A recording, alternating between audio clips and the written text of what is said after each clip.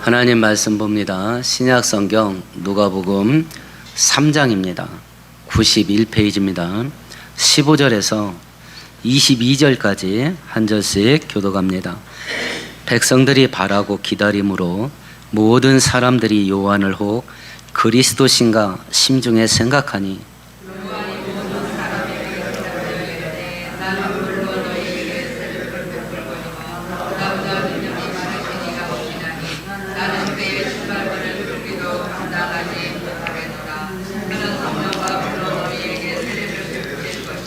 손에 키를 들고 사기의 타작마당을 정하게 하사 알곡은 모아 곳간에 들이고 측정이는 꺼지지 않는 불에 태우시리라.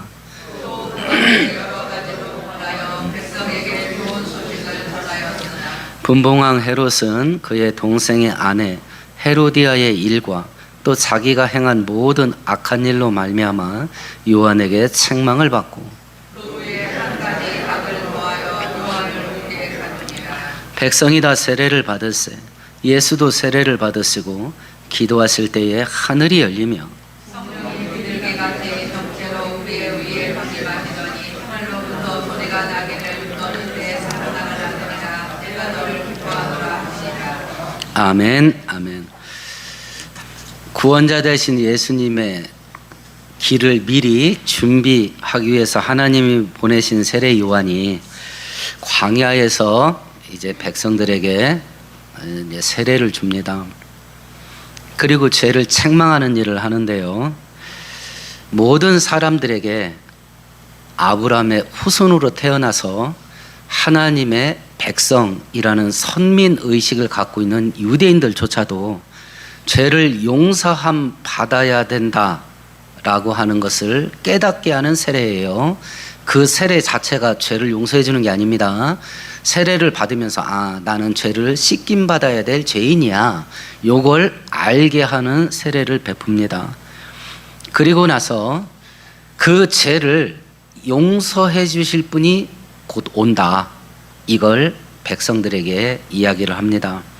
오늘 성경 본문은요, 이제 30살쯤 되신 예수께서 구원자 사역을 시작하는 첫걸음을 떼는 겁니다.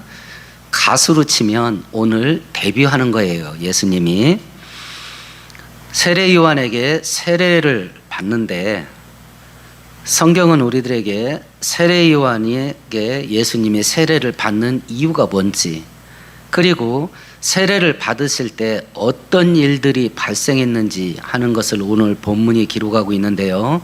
이 사건을 통해서 이 세계 속에서 가장 시급한 일이 뭐냐, 이걸 성경이 우리들에게 교훈하셔요.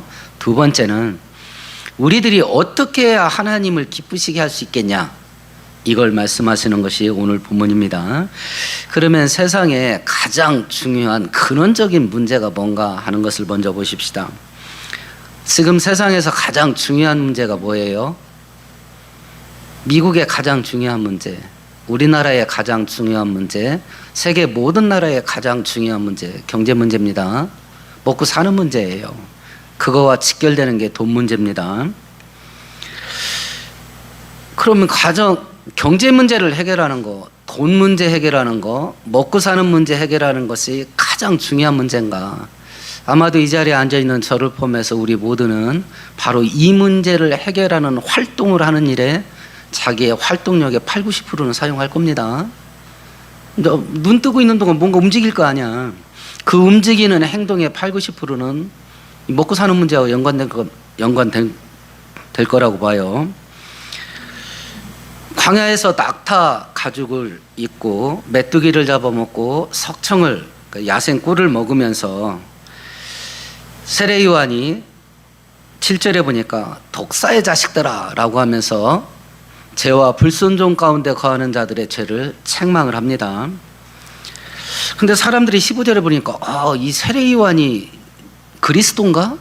구약 성경에 예언된 메시아인가? 이렇게 의심을 해요. 범상치는 않습니다. 세례 요한이 어려서부터 성령 충만했습니다. 광야에서 수도사처럼 진짜 경건과 거룩으로 하나님과 동행하면서 삽니다. 말 한마디 한마디에 권세가 있어. 독사의 자식들아 하고 인격 모독을 하는데도 꼼짝 못해. 뭐라고 말을 못해. 대들지를 못하겠어. 심지어는 오늘 본문에 보니까 헤롯 왕이 자기 동생의 아내 헤로디아 일로 세례 요한이 책망했다 이렇게 되어 있는데, 이 사건이 뭐냐면 헤롯 왕이요 자기 동생 빌립의 아내, 다시 말하면 제수 씨죠. 제수 씨를 자기 아내로 챙겨요. 이걸 죄라고 책망한 거예요. 이것 때문에 오늘 본문에는 감옥에 갇혔다라고 되어 있는데, 다른 복음서는 이것 때문에 목이 잘려서 순교를 당합니다. 세례 요한이. 그러면 지금 이스라엘 백성들이 뭔가 기다리고 있어. 뭘 기다리고 있다는 얘기예요? 예언된 그리스도를 기다리고 있는 겁니다. 예언된 메시아를 기다리고 있어요. 그러면 유대인들이 대체 뭘 생각하고 메시아를 기다리고 있을까? 메시아가 오면 이런 일들이 벌어질 거야 라고 생각하면서 메시아를 기다리고 있다는 이야기인데, 유대인들이 메시아가 오면 생길 거라고 기대했던 그 일이 뭘까요? 두 가지예요. 첫 번째는 이사야 11장에 이렇게 되어 있습니다. 그날에 이새의 뿌리에서 한 싹이 나서 만민의 기호로 설 것이요 열방이 그에게로 돌아오리라. 그러면 이새가 누구냐면 다윗의 아버지예요. 이새의 뿌리니까 다윗의 후손이에요. 다윗의 혈통에서 구원자가 세워지게 될 거다. 그 구원자가 오게 되면 열방이 그에게 돌아온다. 그러면 메시아가 오면 이스라엘을 괴롭히는 주변 나라를 어떻게 하겠다는 거예요? 메시아가 복종시키는 거예요. 강대국을 만드는 거예요. 지금 로마의 식민지로 있죠. 민족을 해방하는 거예요. 그러면 유대인들이 기다렸던 메시아는 어떤 종류의 메시아예요? 정치적인 강력한 왕이에요. 정치적인 왕이에요. 정치적인 메시아. 이방인들에게 날마다 시달려. 그리고 지금 로마 제국의 식민지로 억압 통치받고 있어. 그걸 푸는 강력한 통치자. 이걸 기다리는 거예요. 이걸. 두 번째는 메시아가 오면 어떤 일이 있을 걸 기대했냐면, 요한복음 한번 볼까요? 요한복음 6장 보십시다.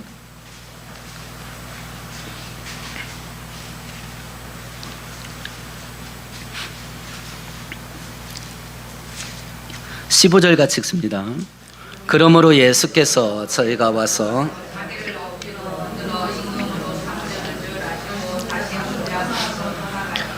백성들이 예수님을 임금 왕으로 만들려고 그래요. 그것도 억지로. 지금 전 세계에서는 될 수 있으면 당신은 대통령감이 아니다. 그런데 치가 막 뿌득뿌득 우겨서 대통령 되잖아요. 근데 예수님 같은 경우는 백성들이 억지로 만들려고 했어. 왜 그랬을까요? 이 사건 앞에 어떤 일이 기록되어 있나요? 오병이어 사건이야. 어린애 도시락 가지고요 2만 명을 먹이는 거야. 배 터지게. 그러면 예수님을 왕으로 만들면 뭔 문제가 해결돼요? 먹고 사는 문제가 해결되는 거야. 이 두 가지 문제를 해결 받기 위해서 메시아를 기다린 거예요. 그런데 구약 성경에는 하나님이 메시아 그리스도를 왜 보내요? 영적인 문제를 해결하기 위해서 보내거든요.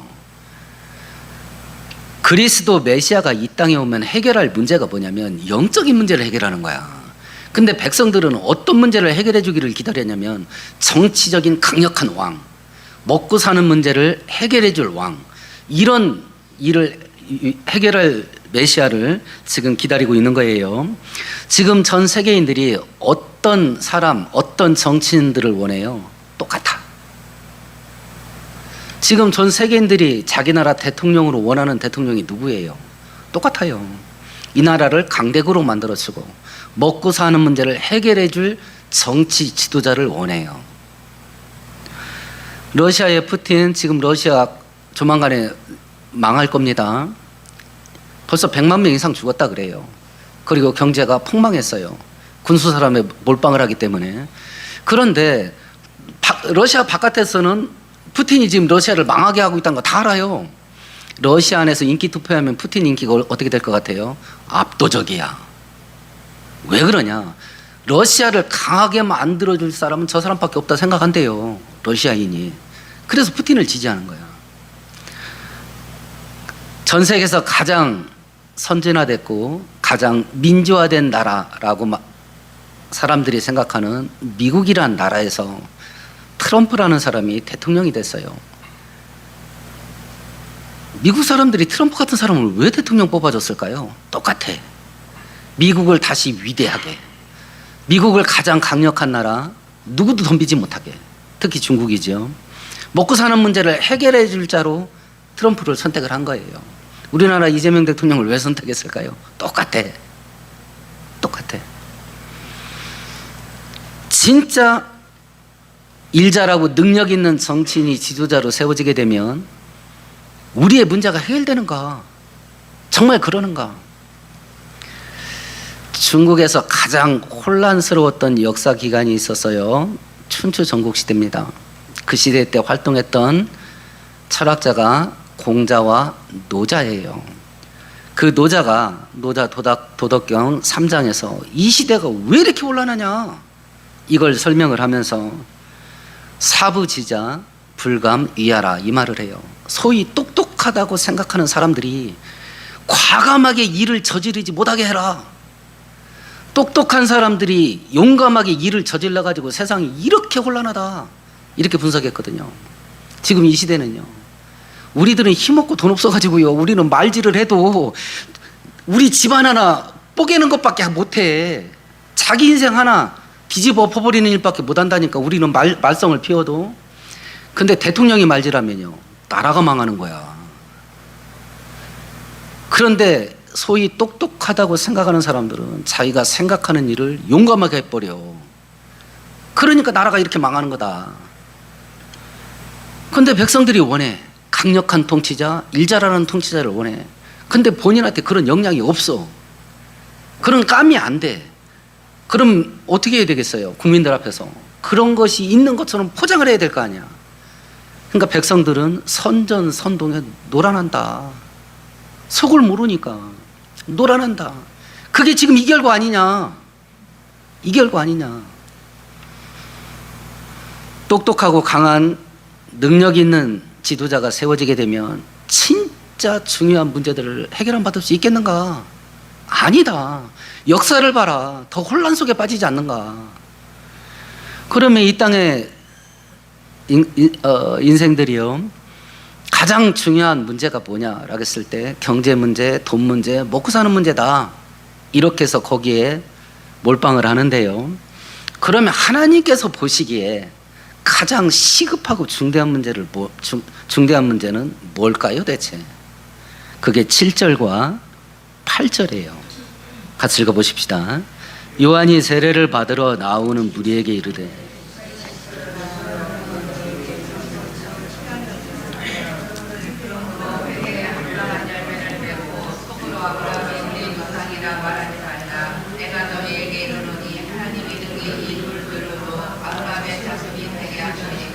회개에 합당한 열매를 맺어라. 이 독사의 자식들아, 왜 그러냐? 장차 올 진노가 임박해 있다. 그러면 하나님이 보시기에 가장 시급하고 중대한 문제가 뭐예요? 죄 문제예요. 죄 문제예요. 돈 문제가 아니라니까요. 죄 문제예요. 그래서 지금 우리가 해야 될 게 뭐냐? 회개하고 돌이키는 거예요. 중대한 문제는 축복의 근원 되시고 생명의 근원 되신 하나님과 관계가 깨진 거야. 뭐 때문에요? 죄 때문에. 그러니까 지금 시급하게 해야 될 일은 회개하고 돌아가는 것이고 하나님과의 관계를 회복하는 것이 가장 시급한 일이다. 가장 시급한 일. 바로 그 죄 문제를 해결하기 위해서 하나님 대신 예수님이 사람으로 이 땅에 온 거 아니냐.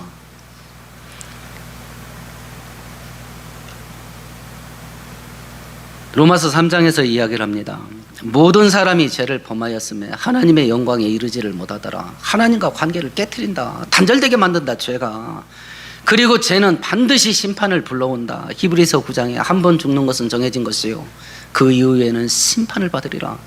피할 수가 없다, 죄의 심판을. 이건 징역 3년, 징역 5년, 벌금 1,000만 원 이런 게 아니다. 이거 영원한 지옥의 형벌이다. 그래서 죄 문제를 빨리 해결해야 된다.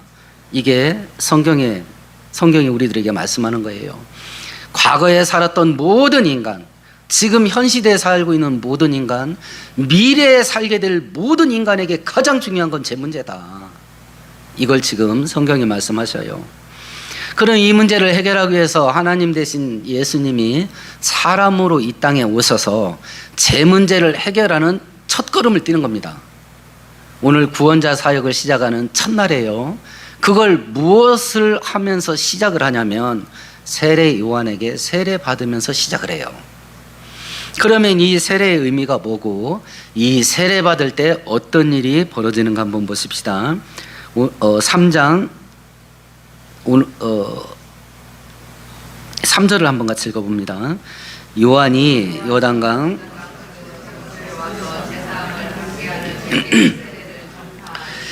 요한의 세례가 죄를 용서해 주는 세례가 아닙니다. 이거에 대한 원문의 본뜻은 죄를 씻음 받아야 될 것을 알게 하는 세례예요. 그러면 이 세례는 죄인이 받는 거죠. 이 세례는. 근데 고린도서 5장에 보면 하나님이 죄를 알지도 못하신 자로 우리를 대신하여 죄를 삼으신 것은 우리로 하여금 저희 안에서 하나님의 의가 되려 하심이라 이렇게 돼 있어요. 예수님이 우리와 똑같은 사람이지만 뭐가 없다 그래요? 죄가 없다 그랬어요. 예수님 그래서 동정녀 마리아에게 태어나는 거거든요. 아담의 타락한 본성이 후대에게 어떻게 대물림되는가, 결혼을 통해서 대물림되는 것으로 그렇게 성경학자들은 봐요. 그래서 예수님은 남녀관계를 통해서 잉태되지 않고 성령의 능력으로 잉태됨으로 아담의 원죄를 물려받지 않아요. 그렇게 죄가 없는 분인데 왜 죄인이 받는 세례를 본인이 받는가? 요한복음 1장에 보면 예수님이 이제 거니시는 모습을 보면서 세례 요한이 자기를 따르는 많은 사람들에게 예수님을 소개합니다. 뭐라고 소개하냐면 보라, 세상 죄를 짊어지고 가는 하나님의 어린 양이다. 이렇게 소개를 해요. 속죄 제물로 이 땅에 왔거든요. 세상의 죄를 용서함 받게 하는 속죄 제물로 오신 하나님의 어린 양이다. 이렇게 소개를 해요. 그러면 예수님이 사람으로 이 땅에 온 것은 죄인의 죄를 자기가 짊어지고 죄값의 형벌이 뭐라고 그랬죠? 죽음이에요. 죽음밖에 없어요. 형량이. 죄의 종류는 다양합니다. 어떤 죄는 무겁고 어떤 죄는 가벼울 수 있어요. 그런데 하나님 법정에서는 모든 죄의 형량은 딱 하나밖에 없어요. 정령 죽으리라예요. 그걸 인간의 모든 죄를 짊어지는 건데 그 짊어지는 행위가 요 세례예요. 죄인이 받는 세례를 본인이 받음으로 죄인의 모든 죄를 본인이 짊어진 거예요. 이걸 죄의 전가, 죄가 옮겨갔다 이런 뜻이거든요. 왜 하나님이신 예수님이 사람으로 이 땅에 와서 낮은 자리까지 와서 이 세례를 받냐? 이 세례를 받음으로 인생의 가장 큰 문제인 죄 문제를 자기가 떠안은 거예요. 이게 세례예요. 이 세례를 받을 때 세 가지 현상이 일어나죠. 첫 번째가 21절입니다. 같이 읽어보십시다. 백성이 다 세례를 받았어요. 예수님이 세례를 받을 때 하늘문이 열렸다 그래요. 지금 예수님이 세례를 받는 이유가 뭐예요? 구원자 사역을 이제 처음 시작을 하는 겁니다. 그때 하늘이 열려요. 말라기 선지자 이후로 400년 동안 하늘이 닫혔습니다. 이때 예수께서 구원자 사명을 감당하는 첫 발을 뗄 때 하늘이 열려요. 그래서 지금은 구원의 은혜가 쏟아져 내리는 시대예요. 바울 사도가 이야기를 합니다. 보라 지금은 은혜 받을 만한 때요. 보라 지금은 구원의 날이로다. 하늘이 열려 있어요. 하늘이. 그러면 이 문제를 우리 문제로 바꿔보십시다. 내 인생 앞길에 언제 하늘문이 열릴 것 같아요? 원리는 똑같이 작동됩니다. 내 인생이 사명 감당하는 것 중심으로 돌아갈 때 그때 하늘이 열려요. 각자에게 질문해 보세요. 내가 사는 이유가 뭐야? 자기 이름을 대보세요. 병호야, 네가 사는 이유가 뭐야? 병호야, 네가 사는 목적이 뭐야? 이것이 하나님 사명을 감당하는 것과 연결되지 않는다고 한다면 아마 답답할 겁니다. 먹구름 껴있을 거예요. 하늘이 닫혔을 테니까. 그나마 다행인 것은 영적으로 잠자고 있기 때문에 그 먹구름을 못 보는 게 다행이야. 그나마 잠자고 있기 때문에 내 앞길이 뭐가 껴있는지를 몰라. 그래서 선배 목사님이 저희들에게 이야기합니다. 목회 잘 되려면 무당기를 한 30%는 섞어야 된다 그러더라고. 가끔 성도들한테 김 집사 기도에 집에 먹구름 껴서 이런 말을 해줘야 된대. 그냥 그런 말을 던져야 돼. 그래야 꼼짝 못 한대. 사이비 교주들이 그러잖아. 그러니까 천재산 바쳐 거기다는. 내일부터 한 번씩 할까요? 아이, 박 집사님 기도하셔. 집에 뱀이 칭칭 갖고 있더라고. 이런 말에 한 번씩 할까? 그러면 막 오금이 저리는 거야. 이러면 오금이 저린다고. 언제 내 인생 가운데 하늘이 열릴 거냐. 내 인생이 사명 감당하는 것 중심으로 돌아가면 하늘이 열린다. 지금 예수께서 구원자 사역을 시작하는 자기 사명 감당의 첫 걸음을 뗄 때 하늘이 열리거든요. 똑같다. 근데 특별히 하나를 더, 하늘문이 열리는 문제에서 또 특별히 하나를 더 생각한다면, 세례를 받으시면서 구원자 사역을 시작을 하는데 특별히 뭐 할 때 하늘이 열렸다 그래요? 세례 받고 기도할 때 하늘문이 열렸다 그래요. 그래서 우리는 지금도 이야기하지 않습니까? 기도는 하늘문을 여는 열쇠다, 이렇게 말하는 이유가 여기 있는 거예요. 전 세계 어떤 나라가 됐든지요, 대통령이 되면 일단 여러 가지 어떤 일을 하는데 그 중에 하나가 뭐예요? 미국 대통령 만나는 거예요. 특별히 서방 민주주의를 추구하는 나라들은 반드시 미국 대통령 만나야 돼. 그게 미국의 인정을 받아야 돼. 이재명 대통령이 대통령 되고 한동안 전화도 못 받았죠. 체면 구겨졌습니다. 체면 구겨졌잖아요. 이번에 관세 협정 체결되는데 수천조 미국의 투자를 약속을 하고 우리가 약간의 불이익을 떠안았어요. 이것이 체결되니까 트럼프가 뭐라겠어요? 땡큐 그랬죠. 나 한번 만나러 와. 이제 곧 갈 겁니다. 이 관세 협정을 이재명 대통령이 굴욕을 무릅쓰고 불평등 조약을 맺었다, 잘못했다, 제가 지금 그 얘기하는 거 아니에요. 이걸 안 했으면 더 큰 위험에 처할 수도 있었을 거예요. 잘했다, 잘못했다를 이야기하려는 게 아니라, 미국 대통령 꼭 양아치 같잖아요. 그런 미국 대통령을 만나는데 수천조를 갖다 바쳐야 겨우 만나. 현실이 그래요. 현실이 그렇잖아. 문재인 대통령도 대통령 재임 기간에 국제적인 왕따를 당했습니다. 국제회의에 참석해도 서방의 지도자들이 문재인 대통령에게 아는 체를 안 해. 같이 밥도 안 먹어. 그럼 혼자 밥 먹고 왔다잖아. 지나는 길에 미국 대통령하고 악수하고 몇 마디 나눴어요. 우리나라 신문에는 어떻게 나왔어요? 엄청난 외교적인 성과로 신문 냈잖아. 그거 만나서 그냥 악수하고서 몇 마디 주고받은 건데. 그런 형편인데요. 온 우주를 다스리는 만왕의 하나님께서 내가 너한테 은혜 줄 테니 아무 때나 와라. 그게 히브리서 4장에서 말한 거 아니에요. 때를 따라 돕는 은혜를 얻기 위해서 은혜의 보좌 앞에 담대히 나와라. 필요한 거 있냐? 아무 때나 나한테 와.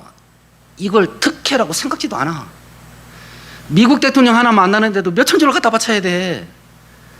근데 하나님은 아무 때나 오래. 이걸 특혜라고 생각지도 않아.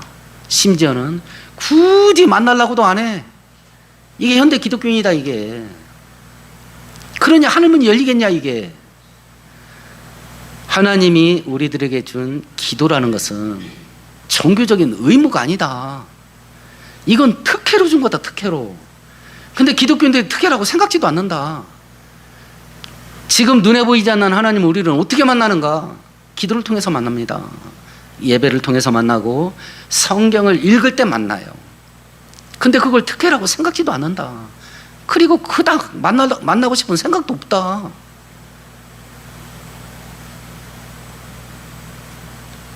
이런 현대 기독교의 흐름과 우리 건강한 교회 성도들은 거꾸로 가는 겁니다.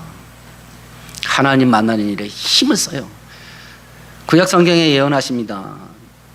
너희는 나를 만날 만한 때에 나를 찾으라. 그러면 나를 만나리라 하셨으니 하나님을 힘써 찾고 기도의 무릎으로 하나님께 나가서 하늘 문을 여는 저와 여러분 되기를 축원드리겠습니다. 두 번째 세례받을 때 두 번째 나타난 현상입니다. 22절 같이 읽읍시다. 성령이 비둘기 같은 형체로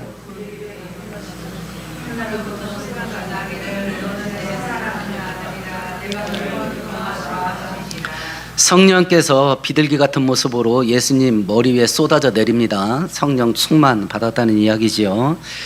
사명을 줍니다. 그런데 하나님께서 네 재주 갖고 한번 해봐 라고 하지 않습니다. 사명을 주시면 반드시 그걸 감당할 능력도 함께 주십니다. 그게 성령의 기름 부음이야. 이게 언제 일어났냐? 예수께서 구원자 사역을 시작하는 첫 걸음을 뗄 때 부어져요. 그러면 내 인생 속에 언제 성령의 기름 부음이 있을 거냐? 내 인생 속에 언제 성령의 충만함이 있을 거냐? 똑같습니다. 내 인생이 사명 중심으로 돌아가게 되면 그 사명을 감당할 능력을 함께 줘. 함께 줘.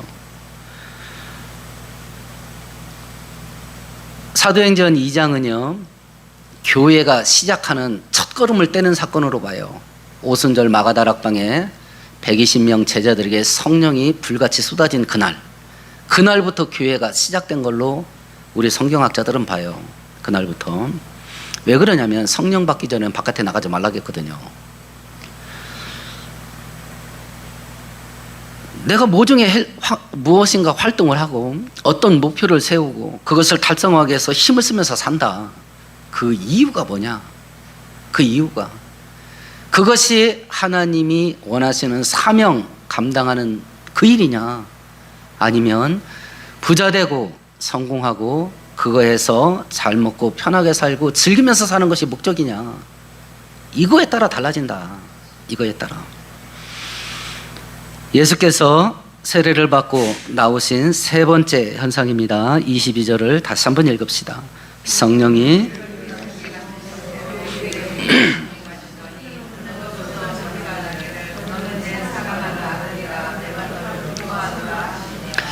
하나님께서 내가 너를 기뻐한다 하고 선포하셨어요.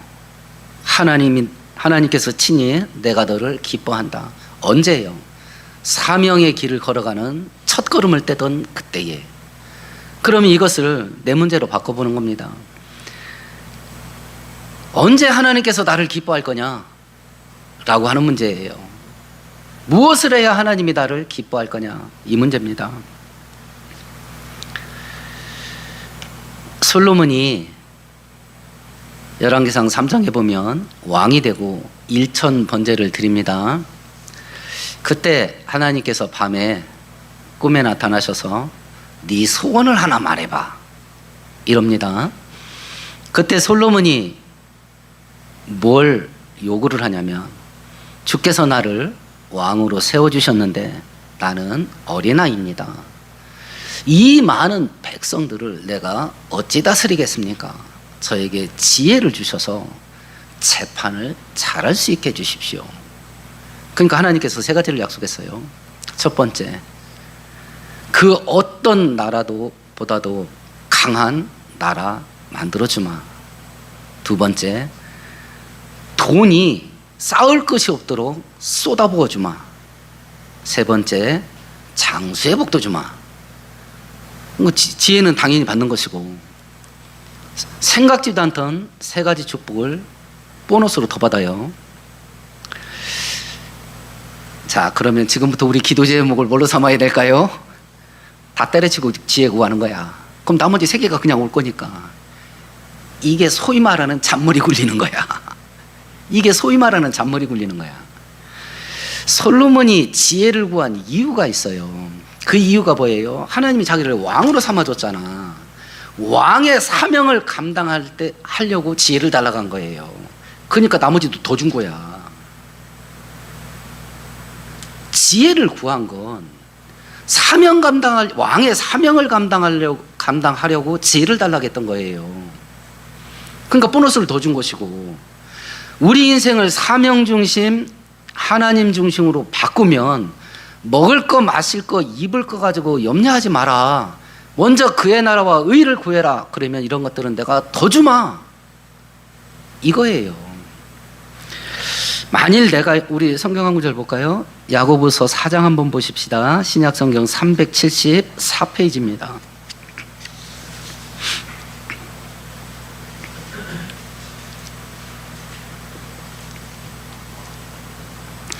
야고보서 4장 2절 3절 같이 읽습니다. 너희는 욕심을 내어도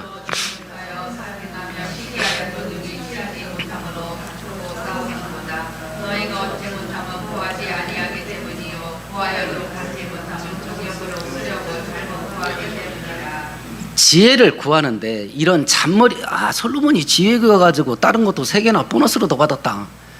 그걸 생각해서 지혜를 구한다. 정욕으로 쓰려고 잘못 구하는 거다. 이거 잘못 구하는 거다. 하나님의 일을 하려고 하는데 돈이 필요해. 하나님, 저에게 떼돈을 주세요. 그 돈 가지고 하나님 일 하겠습니다. 이런 마음으로 돈을 구하면 솔로몬 기도와 똑같습니다. 솔로몬 기도와 똑같아요. 하나님의 사명을 감당하는데 난 돈으로 할 거야. 그래서 돈을 주세요. 솔로몬의 기도와 똑같습니다. 공부를 하고 연구를 하는 걸 통해서 하나님의 일을 감당하기를 원해요. 하나님, 저에게 천재적인 지혜와 지식을 주세요. 이렇게 기도를 했다면 솔로몬 기도와 똑같습니다. 군인, 경찰, 소방관 일을 통해서 하나님의 일을 하고자 할 때 저에게 담대한 용기와 강력한 체력을 주세요 라고 기도를 했다면 솔로몬 기도와 똑같습니다. 연예인, 탤런트같이, 가수같이, 음악미술 같은 예능 활동을 위해서 하나님의 일을 하고자 할 때 탁월한 예능적 재능을 주세요 라고 기도를 했다면 솔로몬 기도와 똑같습니다. 직장 생활을 통해서 하나님의 일을 할 게 있을 때 낮은 자리, 말단으로 있는 것보다는 승진한 자리에 있는 것이 하나님의 일을 더 효과적으로 감당할 수 있는 건 맞습니다. 맞아요. 그를 위해서 승진을 구하고 그것을 위해서 진급을 구한다면 솔로몬 기도와 똑같습니다. 그런데 이런 것들을 구하는 이유가 돈 벌어서 편하고 재밌게 내 가족 자식들하고 즐기면서 살자 라는 게 목적이라 한다면 정욕으로 잘못 구하는 겁니다. 현대 기독교인들은 이 울타리에서 대부분 못 벗어나요. 미국의 케이블 텔레비전 회사 가운데 손가락에 꼽는 큰 회사 회장이 밥 버포드라는 사람이 있어요. 이 사람이 하프타임이라고 하는 책을 썼는데 이 사람이 마태복음 13장을 읽다가 충격을 받아요. 좋은 밭에 떨어진 씨는 30배, 60배, 100배로 결실하느니라, 이 구절을 읽고 자기의 사업을 100배로 확장하기로 결심을 해요. 하나님의 은혜를 받으면 100배의 축복을 받을 수가 있구나, 이걸 믿음으로 받아요. 그리고 자기 사업을 100배로 확장하기로 결심을 하고 거기에서 생기는 이익금을 그럼 어디다 쓸 거냐? 하나님을 위해서만 쓰기로 작정을 해요. 그러면서 자기의 인생 사명문을 작성을 하는데 그 책에 이렇게 되어 있습니다. 1. 내가 끝까지 충성해야 할 분은 예수님이다. 2. 나는 내 전 재산의 소유권이 예수께 있다는 것을 인정하고 그것을 관리하는 관리자임을 잊지 않는다. 3. 죽음이 나와 아내를 갈라놓을 때까지 행복한 가정을 유지한다. 4. 나는 내가 가지고 있는 시간과 돈을 미국 기독교의 능력을 최대한 끌어올리는 일에 바친다. 이렇게 하고 사업에 덤빈 거야. 이렇게 하고. 그래서 지금 미국에서 손가락에 꼽는 케이블 텔레비전 회사 사장 됐어요. 그리고 그 일을 하고 있고요. 오늘 예수께서 이 땅에 가장 시급한 문제인 제 문제를 해결하기 위해서 구원자의 사명을 감당하는 첫걸음을 뗍니다. 하나님이신 예수님이 사람 돼서 이 땅에 오셔서 하려고 했던 일이 뭐냐? 성도들 부자 만들어주는 일이 아니에요.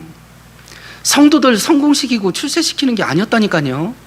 우리 편하고 재밌게 살게 하려고 이 땅에 오신 게 아니에요. 제 문제를 해결하려 이 땅에 왔다고요. 그만큼 심각하고 치명적인 문제가 뭐냐면 제 문제예요. 그러니까 내 인생의 가장 중요한 문제가 뭐냐? 똑같아요. 제 문제야.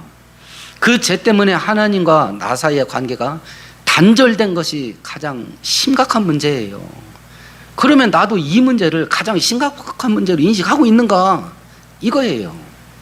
만일 그걸 그렇게 인식하고 있지 않다면 그 문제를 해결해 준 구원의 은혜를 준 은혜가 그닥 뜨겁게 감사가 되지 않을 겁니다. 왜냐하면 내가 그 문제를 심각한 문제라고 생각 안 하고 있으니까. 그 문제, 내가 중요한 문제라고 생각하지도 않는 그 일을 해결해 준 그 십자가 사건이 뭐 대수야. 나는 그거 심각하게 생각하지도 않는데. 아마 그러고 있을 겁니다. 만일 그 문제를 정말 내 힘과 능력 가지고는 도저히 해결할 수 없고, 이 문제가 해결되지 않으면 나는 지옥 갈 수밖에 없다. 그 문제를 예수님이 대신 해결해 줬다. 이 사실이 심장에 새겨지면 인생이 무너질 수밖에 없지. 인생을 하나님께 던질 수밖에 없고, 나는 지금 어떤 상태냐, 그걸 스스로 점검하는 겁니다. 그것을. 그렇다고 해서 하나님께서 부자 되게 만들고 성공하게 만들고 편하고 재밌게 사는 은혜를 안 주냐? 줍니다. 순서가 있어요. 순서가. 마귀와 세상은 오로지 돈, 오로지 성공 출세, 오로지 재밌게 사는 거, 거기에 그냥 몰빵하게 만든다. 그래서 이건 영적 전쟁이야. 영적 전쟁. 예수님께서 세례받을 때 세 가지 일이 발생했다. 하늘이 열리고 성령의 충만함을 받으시고 하나님이 기뻐하신다. 그러면 내 인생 속에 이 세 가지 일들이 어떻게 열릴 거냐? 똑같습니다. 내 인생을 사명 중심으로 돌이키게 되면 이 똑같은 일이 나에게 발생한다. 그래서 넉넉하게 사명 감당하면서 하나님의 기쁨이 되게 살 수 있게 하신다. 이제 재림이 임박한 징조들 우리가 날마다 보고 있는데요.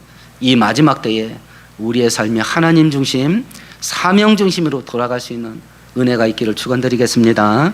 오늘 말씀 생각하시면서 함께 통성으로 기도하십시다.